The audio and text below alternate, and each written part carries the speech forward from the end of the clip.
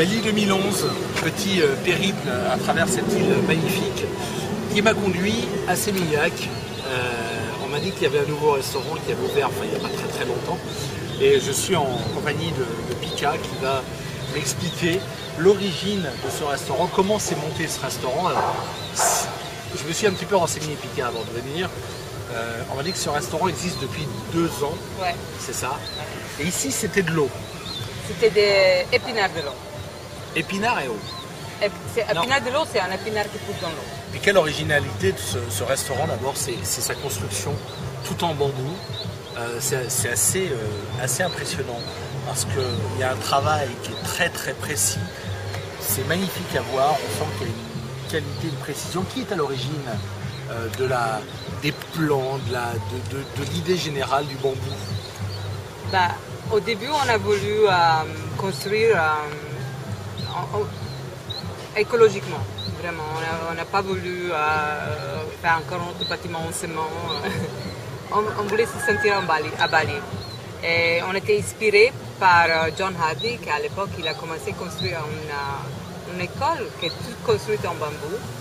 Et il a fait venir des experts du monde entier, en fait, pour l'aider à lancer toute la construction en bambou. Et on les a connus à l'époque et ils se sont inspirés et finalement nous on a décidé de faire la même chose.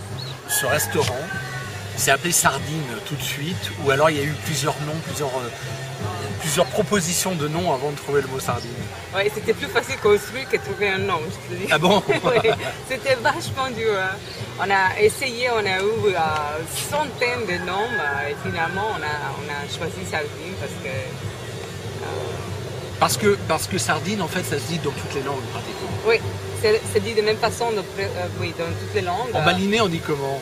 C'est sardine. Sardine. Sardine, ou sinon les balinais ils l'appellent ikan kucing.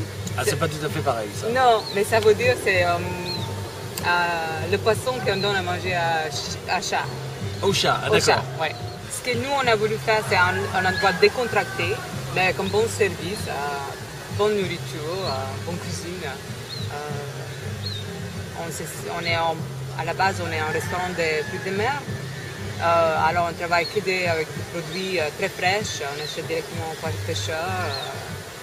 On travaille aussi avec les produits organiques. Alors, je confirme la fraîcheur. Qu'est-ce qu'on a mangé à midi? On a mangé des sardines fumées. non, en appetizer, ouais. Des sardines avec de l'huile. Oui. Voilà. Et ça, alors comment ça s'appelle sur la carte ici? Ça c'est smoked sardines. Smoked sardines. Les sardines fumées, c'est en fait des filets de sardines légèrement fumés, marinés, servis sur la salade de pommes de terre tiède. Le service est très attentionné. Le verre d'eau est fini, on le resserre, le pain est terminé, on resserre. D'ailleurs, le pain, on a mangé combien, Manu? Combien de... On compte pas. On en a mangé pas mal. Hein. Tu sais que ce pain est fait par un Français en fait. Oui, mais voilà, on retrouvait un peu nos origines. Alors j'ai vu tout à l'heure que le serveur a porté un homard vivant à la table. Ouais. Ça c'est le client qui a choisi son homard dans le vivarium.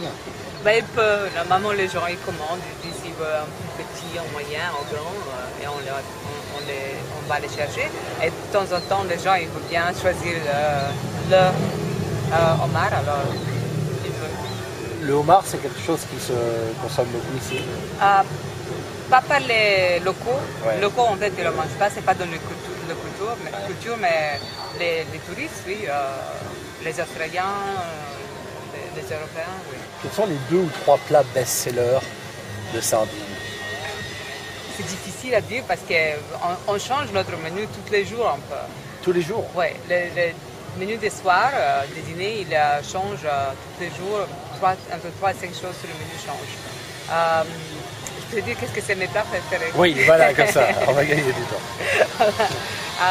Les coquilles Saint-Jacques poêlées avec un ravioli aux champignons et pâte de à l'émulsion, c'est super. Aussi, on fait des super sashimi avec le poisson blanche, avec shimeji, champignons, gingembre, des chili et des choses comme ça. On a une salade de crabes est tout décortiqué, assaisonné, servi avec papaye à lime coulis aussi, qui est super. On a barramundi, c'est un poisson chair blanche qui ont fait un papillon dans la feuille de banane avec du julienne de légumes et lime chignon crème sauce à côté. C'est très thaï, mais très, très, très bon. Et on fait aussi un poisson grillé entier, bien sûr, que c'est normalement vivano. Il est ouvert, désarrêté, grillé entier avec des épices balinaises. Voilà. Et aussi, bon, on est un restaurant de fruits de mer, mais on a aussi quelques plats végétariens et quelques plats avec de la viande. On a aussi du tenderloin d'Australie qui est de super qualité. On fait aussi des canards. On a 2-3 recettes qu'on fait changer. Une était inspirée par Bali, qui est faite à la balinaise. Puis aussi on fait des fois en magret, au riz. En fait, les canards ici à Bali, ils travaillent dans les rizières. Après la récolte, on les laisse sortir dans les rizières. Ils mangent les graines qui sont tombées et aussi les bêtes qui sont dans la terre. Et, il faut fertiliser les rizières. Comme ça, chaque 3 mois, pour un mois, ils sont libres dans les rizières. Après, ils reviennent ici dans son petit jardin. Ils ont la belle vie eux aussi, hein? Oui, oui. Et aussi les œufs. On se sert des œufs pour faire le dessert. Pour faire le dessert. Le dessert, chez nous, on fait avec des œufs de canard. Ah oui. Ouais. D'accord. Quel genre de dessert? Enfin, comment on les cuisine? On fait un gâteau au chocolat fondant qui est excellent.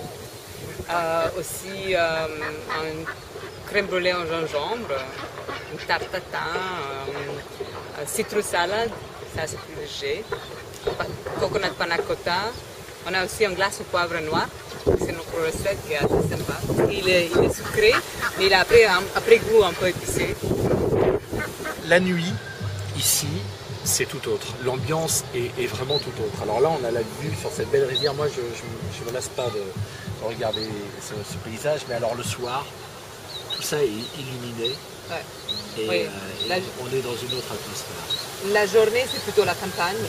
Et le soir, c'est plutôt magique, un peu plus romantique. Ça transforme complètement. On dirait que c'est notre restaurant. Quelle est la clientèle de Sardine? C'est très varié. On a des Indonésiens, on a beaucoup des Australiens, beaucoup de Français et des Européens en général. Et un peu d'Américains, mais en fait, c'est un grand spectre de gens qui viennent ici. Alors, la capacité du restaurant, c'est entre 70 75 couverts, Ouais, à peu près. ouais. Et le soir, vous faites beaucoup plus. Ouais, non, le soir c'est plein. Donc il est conseillé de réserver Oui, tout à chez fait. Sardine pour manger. Réserver le jour même, ça suffit. Ah, Non, même pas? Non, ça dépend. La plupart oui. du temps, dans l'année, oui, mais pas juillet-août, pas pour Noël, pas pour Pâques. Là, il faut réserver quelques jours en avance. La période la plus chargée ici, c'est juillet-août ou Ouais. c'est Noël? Juillet-août, c'est pareil. Juillet-août, à décembre, ouais, Noël, Nouvel An, et après Pâques, oui, il y a de monde. Le prix du lunch et du dîner. Lunch, c'est beaucoup moins cher. On peut manger bien ici pour moins de 10 euros. Dîner, c'est avec les vins compris, cocktail, ça revient à 35 euros par personne. Sur moi. Oui, avec les vins, les cocktails. Les gens beaucoup souvent commandent des cocktails et les vins ici aussi. On a quelques cocktails spéciaux, c'est des cocktails de maison à la base d'arac, que c'est un alcool d'ici. C'est dur à boire ça quand même. Hein? Non, mais non, c'est pas vrai. Si c'est de mauvais arac, oui. Mais si c'est une bonne qualité d'arac, et nous on a un qui est double distillation, il est très très bon. Alors on fait des daiquiris avec, on fait des martinis avec, et tout ça, c'est pas mal. Je suis resté sur un mauvais souvenir moi d'Arak. Bah, tu reviens et tu vas essayer une autre et tu vas voir. Ça fait bar aussi ou c'est juste bar réservé à la clientèle, mais est-ce qu'il y a un côté bar vraiment bien dessiné? Oui, surtout après dîner, que les gens ils passent,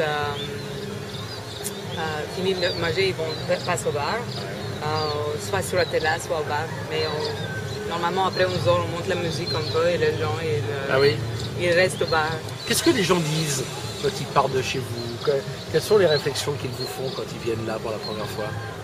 Je dois dire que plutôt, je suis étonnée combien les gens ils font des compliments. Parce que souvent les gens ils sont surpris quand ils rentrent, parce qu'on ne voit pas vraiment le restaurant extérieur. Quand on rentre, on est surpris par la vue, par le bâtiment. Et les gens ils sont souvent étonnés, ils font beaucoup de compliments, parce que c'est assez agréable. Vous qui vivez là, Ouais. où est-ce que vous allez? Parce qu'il y a des centaines d'adresses. Marche pour Olivier Gros. Ouais. Pour dîner, nous aimons aller à Sip. Sip, c'est un bistrot français un peu influence lyonnaise. Autrement, japonais, Take. Pelun, Felun, chinois. Un grand restaurant chinois avec une bouffe extraordinaire. Très très bon. Pas pour l'ambiance, mais pour la nourriture, très très bon. Pour l'ambiance et pour la vue. sardine. Pour danser, quand il y a des fêtes au W, Oui, c'est vraiment sympa. ils sont des font venir de super très bons DJ. DJ. Oui. W, c'est un hôtel? Potato Oui. Head, Mais Il y a un W ici? Oui, Ouais. sur Ouais. la plage ici. qui Oui. vient d'ouvrir il y a quelques mois. Coup d'État est mondialement connu, ça a ouvert, ça doit faire quoi, une dizaine d'années. C'est devenu très touristique. Voilà. C'est devenu une institution. Vous devrez y aller, passez-y, c'est sympa, il y a le coucher du soleil. Là, vous allez voir tout le monde avec les appareils photo. C'est un peu un endroit réservé aux expatriés ou non? Plutôt touriste, je pense. Plutôt tourisme, mais c'est un bel endroit. Hein. Ouais, c'est un très Ça vaut beau le coup d'y endroit. passer. Un super coucher de soleil. Je pense pas qu'on peut venir à Bali sans aller à Coup d'État. Ouais. Ouais. Là, selon vous, il y a beaucoup de monde. Là, on est au mois de juillet. Moi, j'ai pas la sensation qu'il y a beaucoup de monde. Non, on ne sait pas. Nous, on a du monde. On avait du monde à Pâques, on avait du monde en mars, en avril, en mai, en juin. Donc, Et c'est le bouche-oreille qui fait, c'est le bouche à oreille, votre ouais, publicité. c'est uniquement le bouche à oreille. Nous ne faisons pas de publicité, nous ne sommes pas dans les guides. Pas encore. Hein. Si, non, on est dans les guides gratuits, mais on n'est pas Oui, dans tous les vous petits guides qui oui. sont ici, on ne fait pas de publicité. Qu'est-ce que vous pourriez dire aux internautes qui vont voir ce reportage sur Infobar? Qu'est-ce que vous pourriez leur dire pour les inciter à venir? Ah ben Bali est beau, hein. Et pour venir ici, vous dites? Ah ben c'est une surprise pour venir. Une surprise, voilà. Bon, en tout cas, voilà, retenez bien ce visage, celui de Pika, qui est la maîtresse des lieux. Et merci de nous avoir accueillis si gentiment dans ce beau décor. Et on s'en souviendra. Merci à vous. Merci Pika.